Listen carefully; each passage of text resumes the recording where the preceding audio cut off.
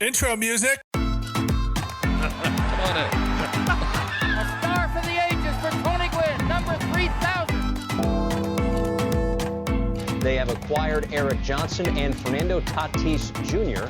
from the White Sox in exchange for James Shield. Welcome to Slam Diego! My name is James. My name is Joey. And this is the Brothers Padre. And on today's episode, Joey still has a cold. Yeah, but I sound better. But I still have a cold. He thinks he sounds better. You know what? Yeah, I do think that. He is incorrect about the way he sounds. Yeah, well, my dulcet baritone voice is still very pretty. Okay. Yeah, I think so. All right. 10 out of 10 people agree that I sound good. Like and subscribe us if you like my sound of my voice. Also, there is currently a gigantic summer storm in San Diego right now. Yeah. And random strikes of thunder have been happening all day. Yeah. Especially in Joey's neighborhood for some reason. I've already heard some. Yeah. So if you hear a large crash, it isn't because Joey's had so much NyQuil he's passed out. It's because of thunder. All right. Should we get into this today episode? Joseph. Yes, we shall. James, you know what the day is. It's the day in which we talk about various topics. It's the middle of the week. We're in the middle of a series with the Arizona Diamondbacks. We won the first game. Isn't that fun? I would never thought I would say this ever, but I am so happy to see Chris Paddock back. Oh, yeah. And I have been, if you fans will know that I have been calling for Oh, we have the tape. Don't worry. it's like Producer, roll the tape. Roll the tape. I don't ever want to see Chris Paddock pitch again. Yeah, I mean, you definitely said that, but he's had a good run of 4 or 5 games of pitching very well. His first game back since without Larry Rothschild. Why is that so hard to say? I don't know. Maybe because we know that we got a context warning. That's right. As this is an official statement from the Brothers Padre, we don't condone the Rothschild conspiracy, which I don't really know what it is, but I do know YouTube made us aware that we mentioned the word Rothschild. We put Rothschild in our thumbnail and in our description, and we got this big old warning. About, No, we didn't get a warning. We got a Britannica article about the Rothschild family, whom Larry Rothschild has no relation. No relation to whatsoever. Like just the spelling of his name is the same, which makes me think maybe the Rothschilds, if they have this kind of pull. Yeah, I don't know. Anyways, Anyway, so first game back with Fritz as the pitching coach. Pitched well, 87 pitches. I think he got 87 pitches. I think actually they're aiming for 65, 70 pitches for his return back from his oblique injury, but he's pitching very well. Got out of trouble in the fifth. Got 5.2 innings pitched with only 1 earned run. It was good. It was a good return. It was very good. He pitched 10 more than they wanted him to pitch. He did well. And he was attacking the zone. The first time through, only threw 1 changeup. A very interesting pitch mix. Was very aggressive with a fastball. Got a couple good, frozen-looking strikeouts with the curveball, which is what you want.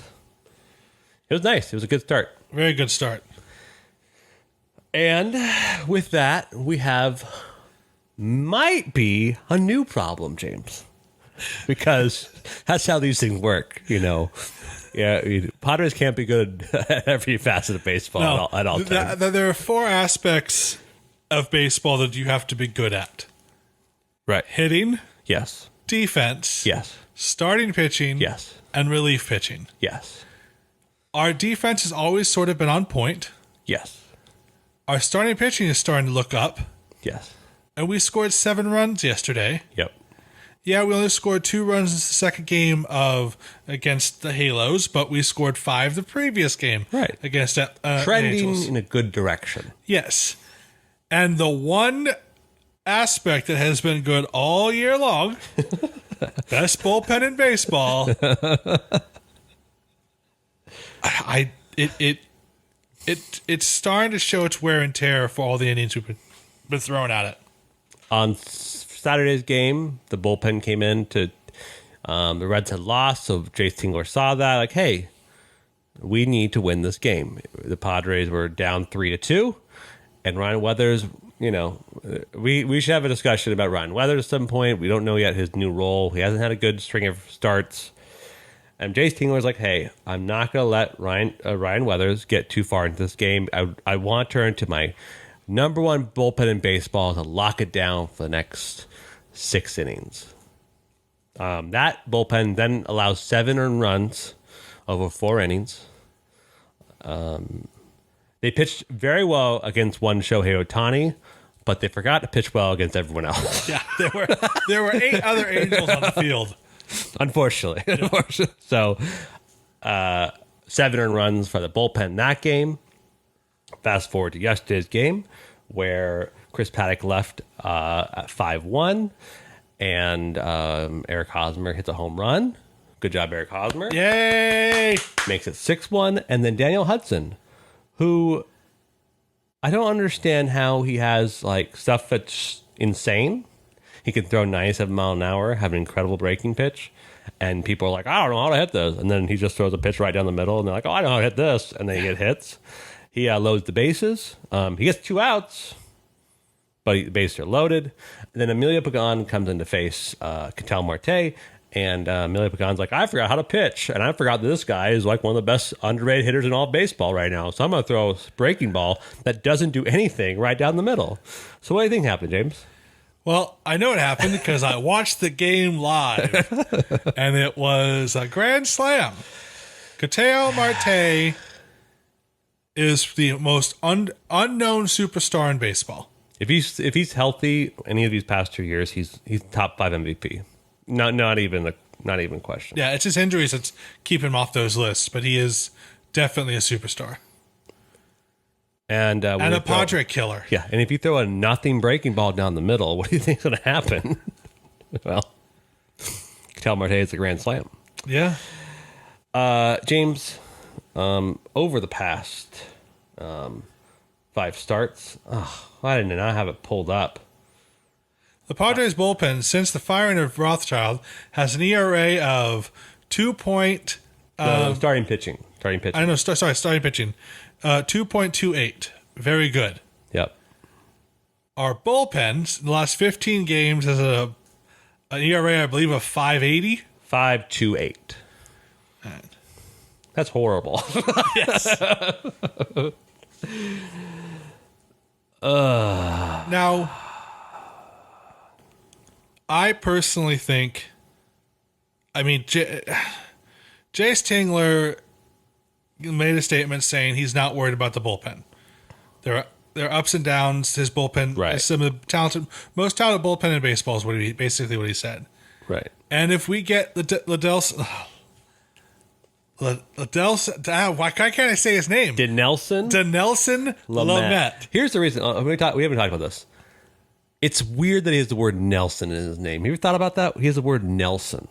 Like, you think of Nelson, you're like, oh, I had an old boss named that, and so I think of like, oh, you look like that guy. It is not what the Nelson Lamet looks like. No, Nelson is one of the. Nelson's an accountant that helps you. Yeah, or an HR representative. Exactly. A skinny white guy who wears a sweater vest. Right. That's a Nelson. Yeah. Nelson. Not a 6'3" super athlete from the Dominican. Nelson Lamet looks like, that. Anyways, Dinelson Lamet, if he comes back and if he can stay healthy, he will help the bullpen so very, very much. Oh, yeah. I do not think it really hurts me to say this because I love the kid, but I think Ryan Weathers might be done in the big leagues for this year. Wow. He just clearly is out of gas. His last start, he was more efficient with his pitches. He wasn't throwing as many, but he was still throwing them hittable pitches. Yeah.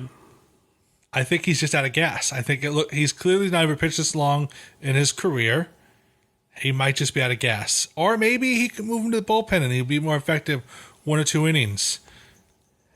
I don't know. I mean, they point to the reason why Rothschild got fired was because the way that development was being handled by of Snell, who's not needing to be developed but needs to be managed, and the development of Ryan Weathers.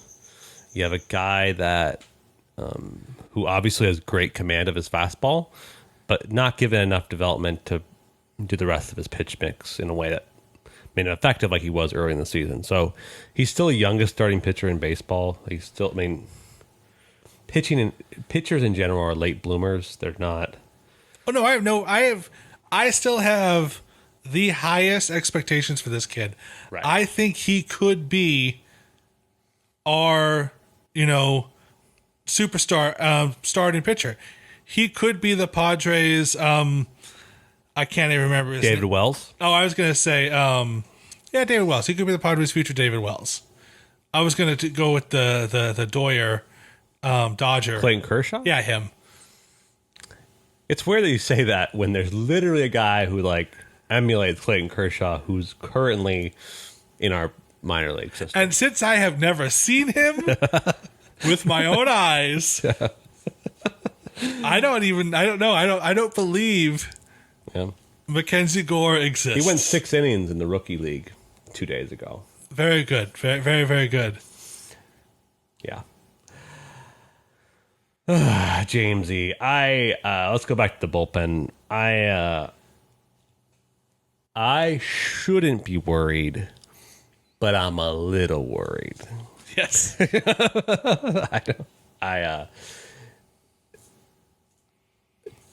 Daniel Hudson hasn't really done incredible things for us. He hasn't done anything. He is, I'll just flat out say it, he sucked. He has sucked pretty much every appearance he's made. Right. He's given up runs. He's given up hits. And I don't know if he's just uncomfortable in the Padre brown and gold. I don't know what the deal is. You want to know what I think? What? I think we need to clone Ben Fritz. I think the bullpen guys are like, where's our boy Fritzy? Fritzy's not there anymore. They're sad. They liked him on the bullpen. They did. So we need to clone Ben Fritz. That's the way it is because they're lonely up in that bullpen. They want their buddy back. So I think the problem is we need to find a replacement to whoever's running the bullpen. I am kind of joking, but it is interesting that our bullpen was so good, and then we get rid of a bullpen coach, and they're now not good anymore. And the bullpen coach goes to the starting pitching coach. Yeah. The starting pitching is taking a turn. Yeah. Basically, what I'm seeing is a huge reason why Ben Fritz should have an add-on to his contract. I will caveat one thing is that Mark Melanson looked shaky a few weeks ago. Hasn't looked shaky every time he's come out. No, he has Mark not. Melanson has looked very, very good in a tumultuous bullpen past week. I'd say he has not looked bad at all. And it's been now the sub-2 ERA. Dude does exactly what he needs to do, induces ground balls, gets weird strikeouts. It's a closer. He's a closer. He acts like a closer. Yeah. So and he does a pretty good job holding too. That's an interesting thing. A lot of people get closers are bad in non-save situations, and Mark Melanson proved himself actually pretty okay. He does, yeah. So he's held people in the 9th for the Padres to walk it off bottom 9th or bottom of 10th. Or the 16th, which we didn't do that one inning. Right. Whatever. Game, yeah. I'm still bitter about that game, but yeah. I mean, he's been the one bright spot the past week. And I don't know, man.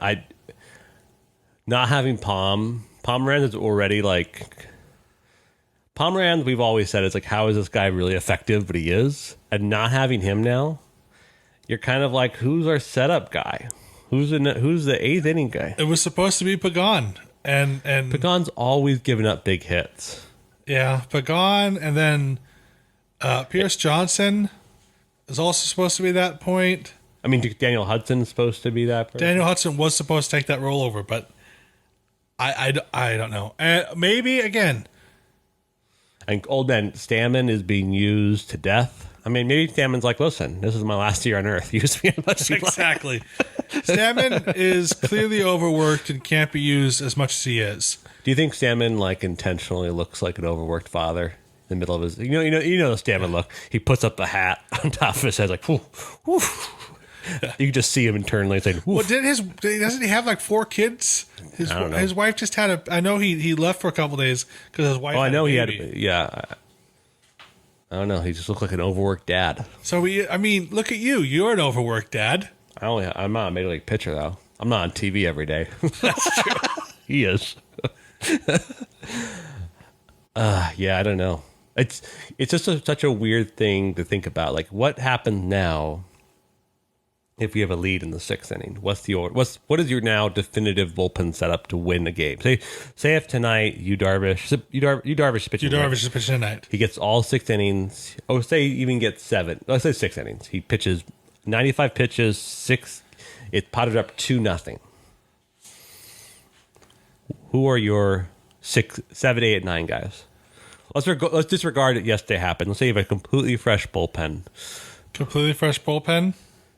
But you do know about our current ailments. Austin Adams, Tim Hill, and a combination of Austin Adams, Tim Hill, Pierce Johnson, and Melanson. Yeah. So you're just going to forget that that Angels Stadium game happened, right? The Angels game has to be an aberration, right? That Angels game had to have been an aberration. That couldn't have been reality, right? Yeah. Tim Hill did well yesterday.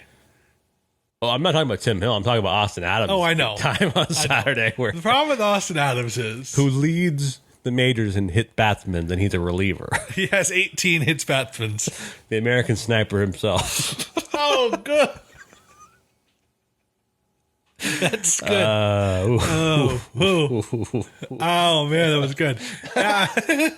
Not my joke, but I'll steal it. Oh, man. I can't think of anyone scarier to go off against because either he's going to drill you in the head or he's going to throw a pitch that's so unbelievably unhittable. Right. He's the most uncomfortable at bat in the majors. Yeah. I mean, if you're a lefty, it's like, I hope I like my ankles today. Exactly. Just like 7 out of 10 times, this is why he's in the majors. Okay. He's the best reliever in the majors. Yeah.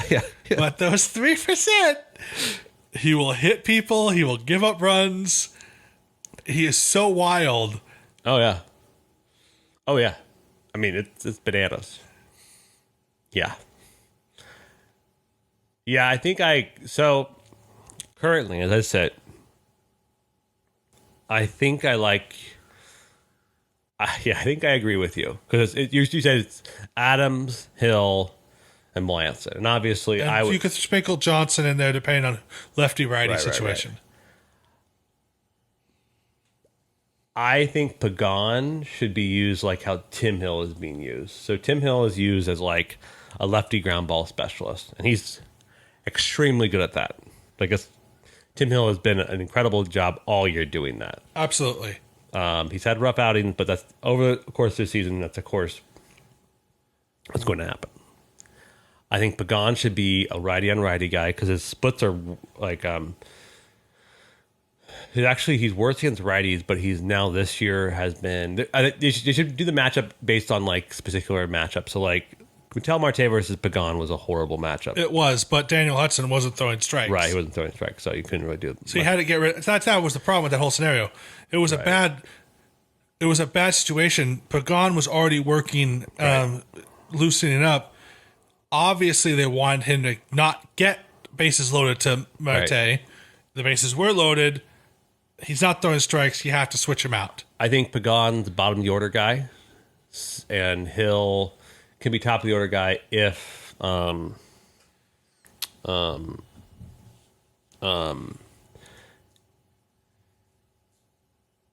lefty predominant lineup, and then Austin Adams is it's crazy. If you need strikeouts, you have to roll with Austin Adams. Yeah.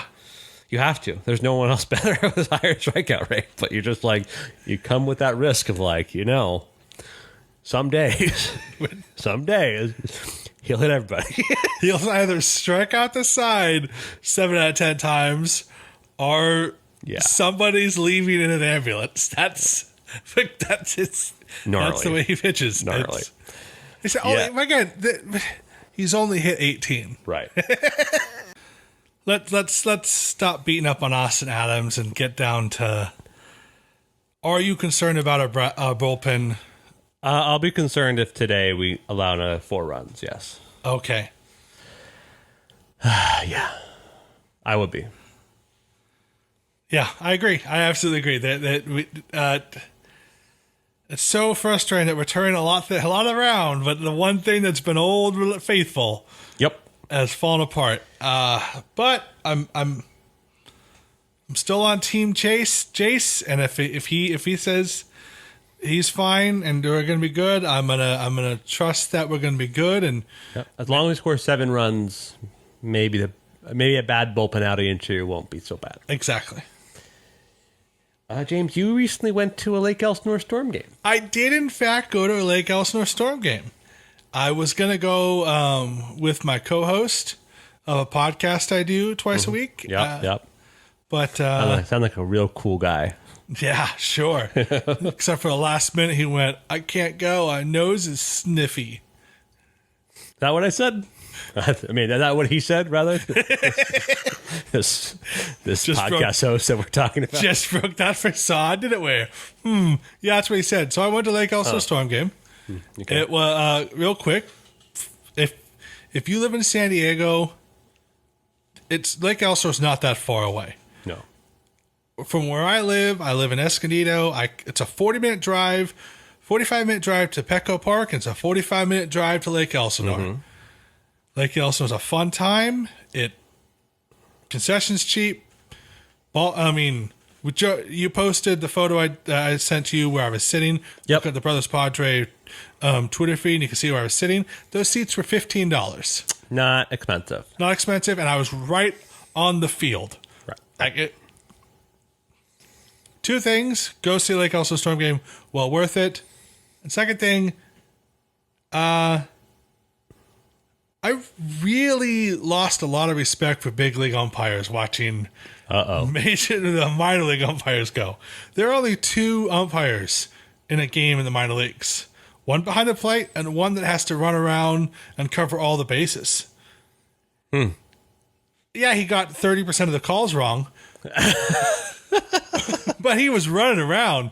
And look. So all these big league umpires all of a sudden get their big league job and they rest on their laurels and like they get a little paunchy. And these guys in the minor leagues, they're about as fit as the players.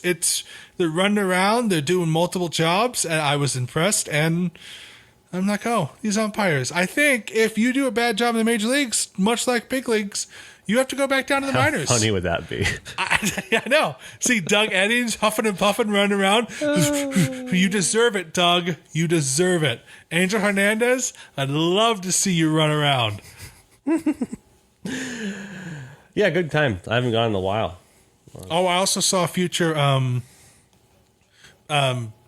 Padres star, Josh Ramirez. Yeah. Almost kill a guy. It was dude's big. No, well, he hit a foul ball and his bat snapped in half. Oof. And the third baseman, because he's a minor leaguer and not that experienced, was going for the ball, but didn't realize this spinning scythe of wood was coming straight for his neck until the third base coach yelled, "Duck," and he did, and it was within inches of this guy's neck when he ducked. And it was the whole crowd. Well, there was probably about a good 300-400 people in the crowd. Everyone sort of went, "Oh." That's awesome. And we started cheering. This guy was like, "What was that all about?" Because he looked like he was going to grab the ball, but the third base coach not the Elsinore Storm third base coach yelling at the San Luis whatever Giants third base, "Duck!" It was pretty scary. But other than that, it was a fun experience at the ballpark. That's awesome.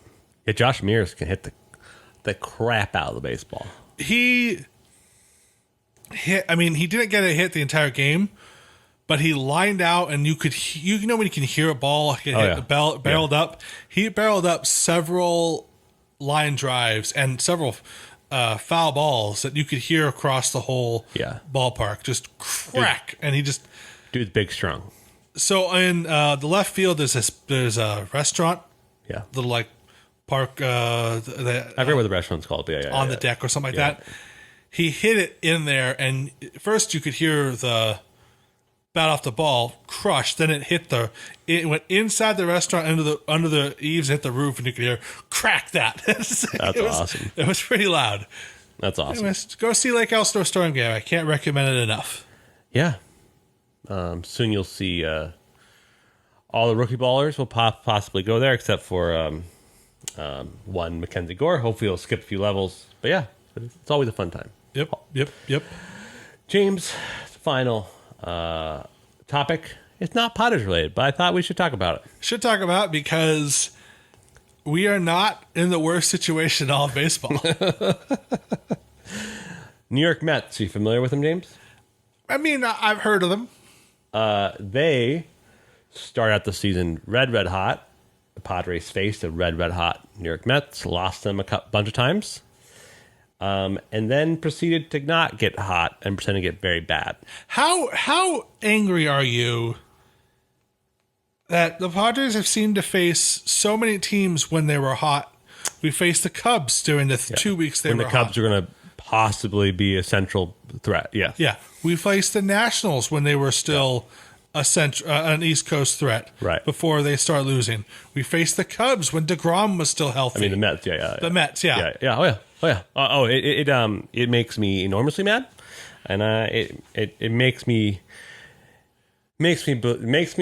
doubt everything. Really. The existence of a higher power. How can a higher power allow this to happen? I don't know, because the Dodgers and the Giants face the Mets without DeGrom. It's unbelievably unfair.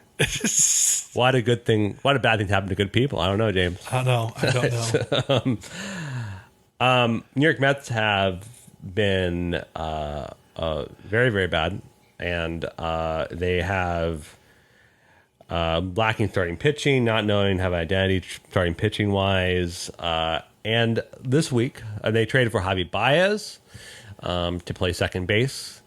And Javy Baez is someone that has zero discipline at the plate, has incredible power, but kind of zero discipline at the plate. And so he's a very controversial figure if you're a fan of that team he's on, because either he strikes out all the time or he hits home runs. And unlike Joey Gallo, who can also draw a walk, Javy Baez doesn't know how to draw a walk. So it's just not three true outcomes. He's two true outcomes. Exactly. It's not strikeout or a double and a home run. Those are his options. Right. And he came out this week and said they have a celebration where every team has celebration. First, that's the New York Mets fans have been the whole East Coast, upper East corner of the East Coast, Philly, New York, New Jersey, Massachusetts. All their fans are primarily, the best way you can describe it are dicks. I think the political term is spirited. Sure. They are. They can be quite rude. They've spirited in both the positive and negative direction. Famously, the Philadelphia Eagles fans threw batteries at Santa Claus.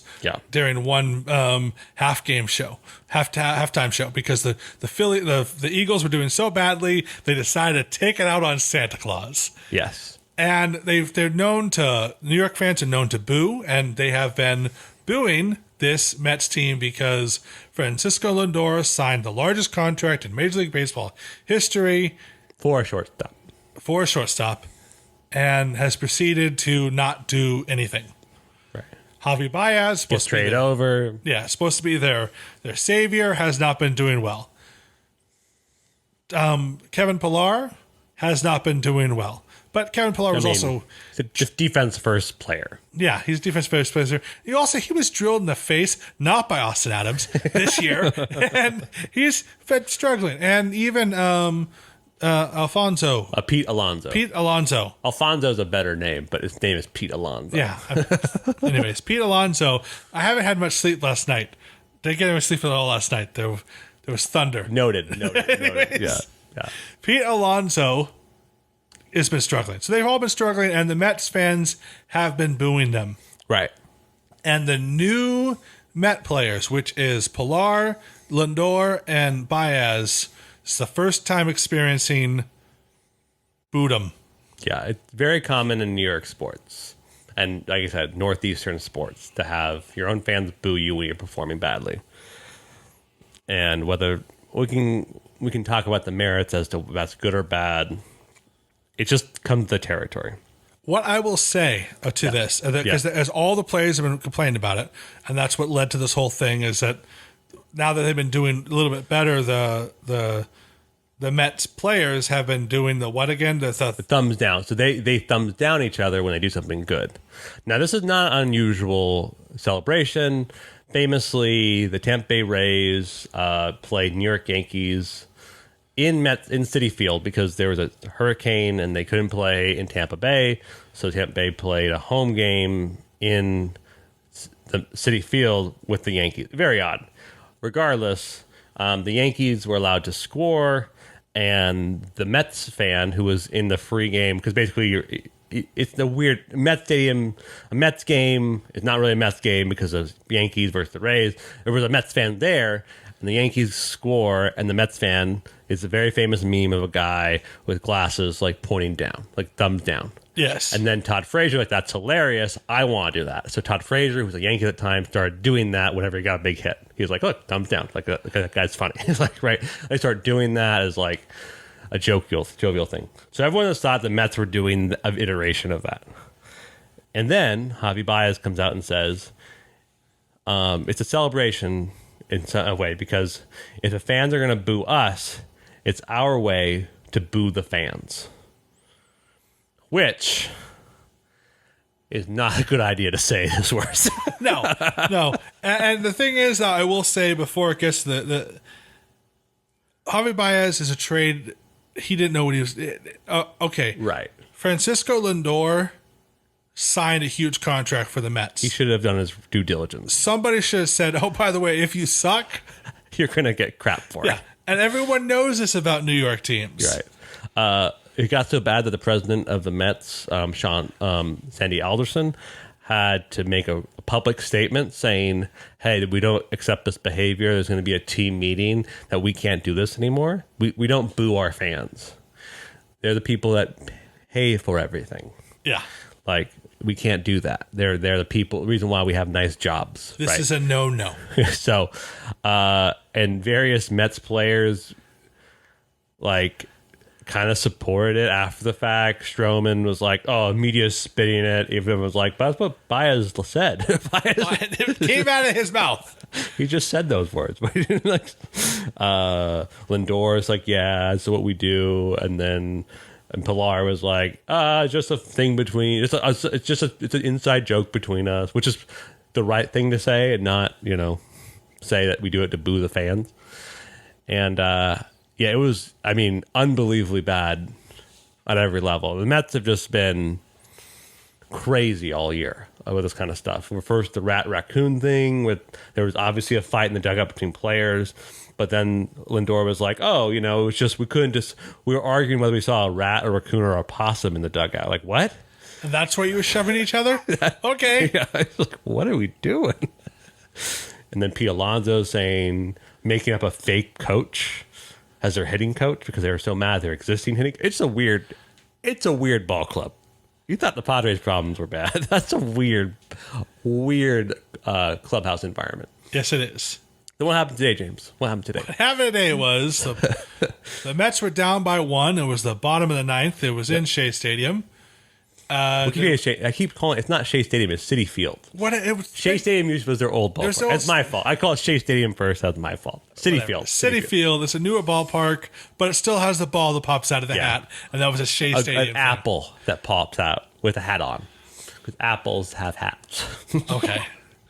Anyways, so they were at Citi Field. Right. There's Pete Alonso was on third, and Javy Baez was on first. Well, before he even gets on first, he comes up and the Mets fan boo the crap out. Oh, they boo him. There's giant cutouts, and he was pinch hitting because the Right. coach benched him because he's been It's a doubleheader today, and he's also been terrible. So it's giant cutout hands of cutouts down. of thumbs down. Everyone's booing him. He hits a single, gets on base, gets Alonso to third. And was it Lindor? I can't. I think it might have been Lindor. Yeah.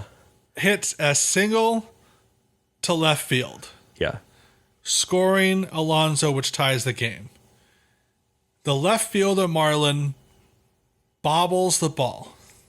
Javy Baez having a great... one of the things he's really good at is he's really good at base running. He's like Tatis. Him and Tatis are very, very similar. Yeah. He sees the bobble. He's at second base, about 2 steps off second, sees the bobble and just starts gunning it and runs all the way home, forcing the Marlins to the left field to pick the ball up and throw it, forcing him to make a perfect throw. He does not make a perfect throw. Javy Baez scores, winning the game, in which causes the entire Mets stadium, which there's not a lot of people there because they suck and nobody wants to watch that, go absolutely nuts. They're cheering their head. All of a sudden, everyone's doing thumbs down, cheering at him. Yeah. Like it's now a thing. Like good job, thumbs down. It's just crazy. But it was a great baseball moment. It was super funny. Yeah, it's funny. Oh man. Ah man, baseball's awesome. James, anything else to talk about before we sign off? Fernando Tatis had an absolute golf shot home run yesterday, and he was smiling again. And at the end of the game, he did a little lay on the outfield and hop back up, little celebration. It's good to see him happy. I mean, he loves hitting in Chase Field. Kevin Acee tweeted, as a right fielder in Chase Field, he's batting with an OPS of 3,333.